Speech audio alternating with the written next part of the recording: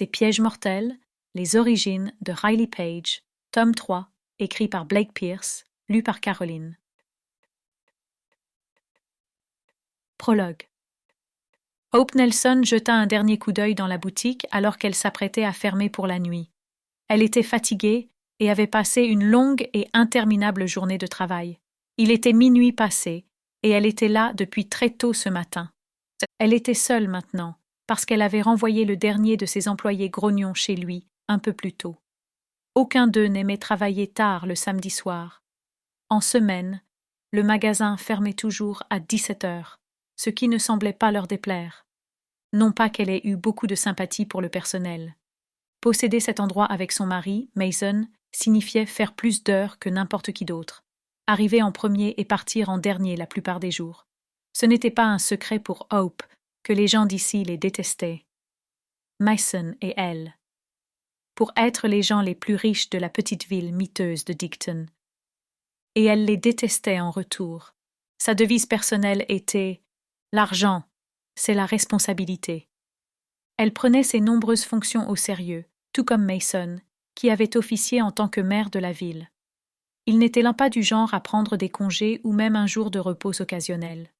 Parfois, Hope avait l'impression que Mason et elle étaient les seules personnes dans les parages à se soucier de quoi que ce soit. En regardant la marchandise bien rangée, le matériel et l'équipement électrique, les aliments, les semences et les engrais, elle pensa comme elle le faisait souvent. Dighton ne tiendrait pas un jour sans nous. En fait, elle se disait que ce serait vrai pour le comté tout entier. Parfois, elle rêvait qu'ils partaient tous les deux, juste pour le prouver. Ça leur apprendrait à tous. Elle éteignit les lumières avec un soupir de consternation. Puis, alors qu'elle se dirigeait vers l'alarme pour l'activer avant de partir, elle vit une silhouette à travers la porte vitrée. C'était un homme debout sur le trottoir sous le réverbère, à moins de 10 mètres de là.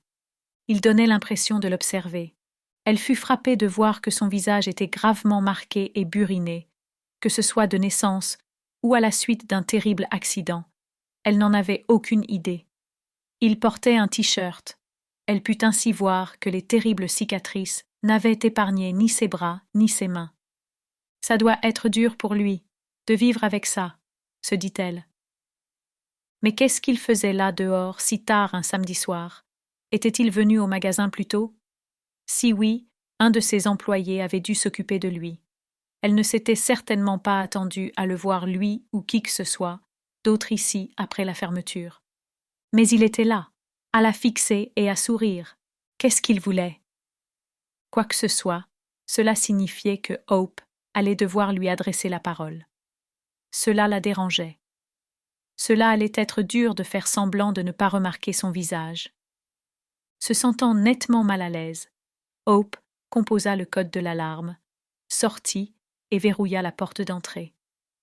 L'air chaud de la nuit lui fit du bien, après avoir été enfermée dans le magasin toute la journée, avec des odeurs désagréables, notamment celle de l'engrais.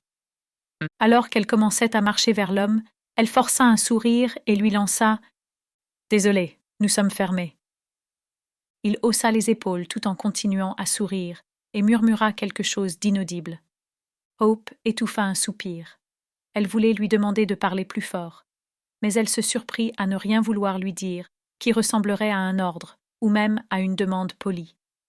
Elle avait irrationnellement peur de blesser ses sentiments. Son sourire s'élargit à mesure qu'elle s'approchait de lui. Encore une fois, il dit quelque chose qu'elle ne put entendre. Elle s'arrêta quelques mètres devant lui. « Excusez-moi, mais nous sommes fermés pour la nuit », redit-elle. Il marmonna à nouveau quelque chose d'inaudible. Elle secoua la tête pour indiquer qu'elle ne pouvait pas l'entendre. Il parla juste un peu plus fort, et cette fois, elle comprit les mots. « J'ai un petit problème avec quelque chose. »« Qu'est-ce que c'est ?» lui demanda Hope. Il murmura autre chose qui était inaudible. « Peut-être qu'il veut rapporter quelque chose qu'il a acheté aujourd'hui, » pensa-t-elle. La dernière chose qu'elle voulait maintenant, c'était devoir déverrouiller la porte et désactiver le système d'alarme juste pour qu'elle puisse reprendre la marchandise et lui rendre son argent.